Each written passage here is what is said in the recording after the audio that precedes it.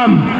अब हमारे बीच बहुत बहुत धन्यवाद। भारतीय किसान यूनियन चढ़ूनी से चढ़ूनी जी पहुंचे हैं। सरदार गुरनाम सिंह चढ़ूनी जी जो राष्ट्रीय अध्यक्ष हैं भारतीय किसान यूनियन के, और वो तमाम अपने 300 साथियों के साथ में हमारे बीच पहुंचे हैं। बहुत बहुत स्वागत है माननीय चढ़ूनी जी का। और साथ में मनोज नागर जी है जो प्रदेश अध्यक्ष है उत्तर प्रदेश के, वो हमारे बीच पहुंचे हैं। बहुत बहुत धन्यवाद। मैं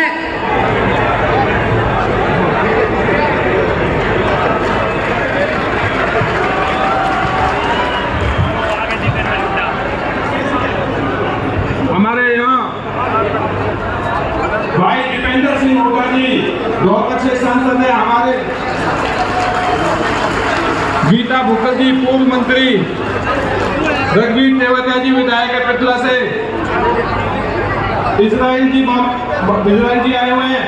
मैं उनका यहाँ पहुंचकर गाँव की तरफ से बहुत बहुत स्वागत करता हूँ और तालियों से स्वागत करें भाई दीपेंद्र हुड्डा जी का। बहुत बहुत धन्यवाद। हमारे बीच हरियाणा के युवा नेता दीपेंद्र हुड्डा जी पधारे हैं। आपका भी स्वागत करते हैं, अभिनंदन करते हैं। बहुत बहुत स्वागत है। मैं आग्रह करना चाहूंगा अपने वक्ता के तौर पर सम्मान्य विजय प्रताप जी से कि आप आए और अपनी बात के रखें। खेल मंत्री विजय प्रताप जी। एक मिनट थोड़ा सा, दो गाड़ियां हमारे बीच में, दो गाड़ियां हैं DR3C पधारे हुए मेरे सभी सरदारों, मंचासीन सभी आदरणीय महानुभाव, आदरणीय महाशक्ति जो हमारी माताओं के रूप में यहाँ पधारी हुई है, आदरणीय हमारे सभी युवा साथी और मंच पर मौजूद हमारे आज की इस महापंचायत का जो अध्यक्षता कर रहे हैं हमारे 52 पालों के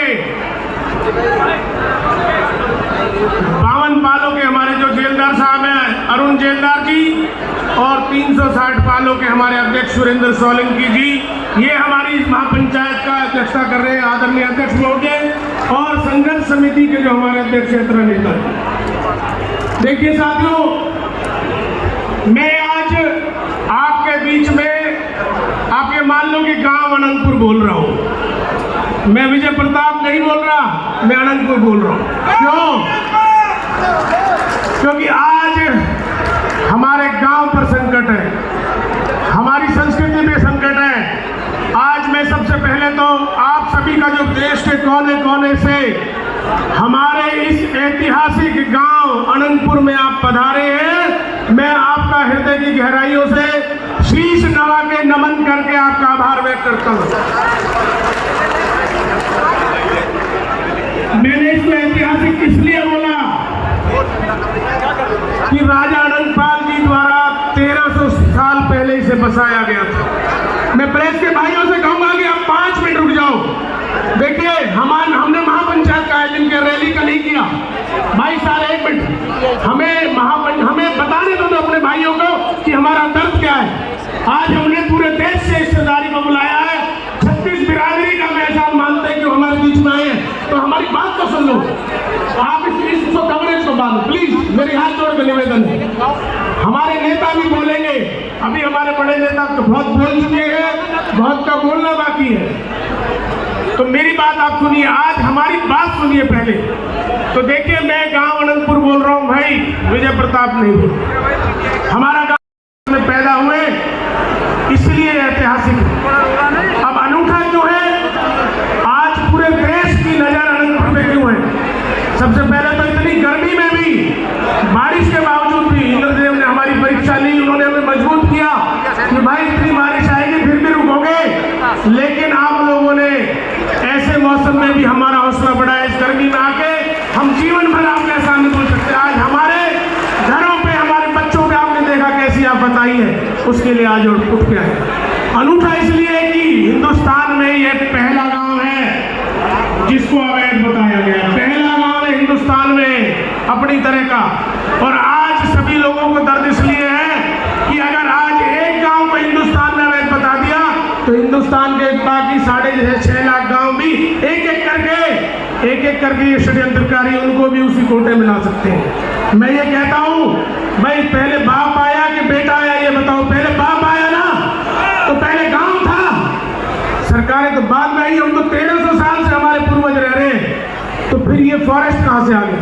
फॉरेस्ट लागू हुआ, मैं आपको बताता हूँ स्थिति क्या आई है। आप सुनिए सिलसिलेवार, क्योंकि जब तक आप हमारी बात को जानोगे नहीं, हमारी मदद कैसे करोगे, सरकार पर दबाव कैसे बढ़ाओगे?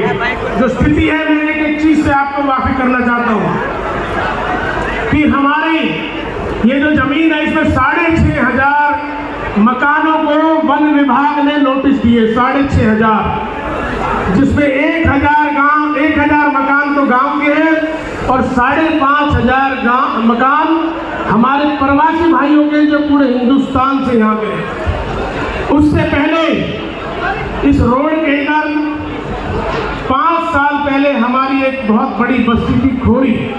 आप सभी जानते हैं भाई, बड़ी शांति से सुनो मीडिया वालों, हमारे क्षेत्र में माइनिंग होती थी, क्रशर चलते, तमाम देश से यहाँ लेबर और काम करने वाले लोग आते थे, तो वो पहाड़ में ही बस्ती बना के रहते थे, लाखों लोग परमानेंट 50-60 साल से, 70 साल से।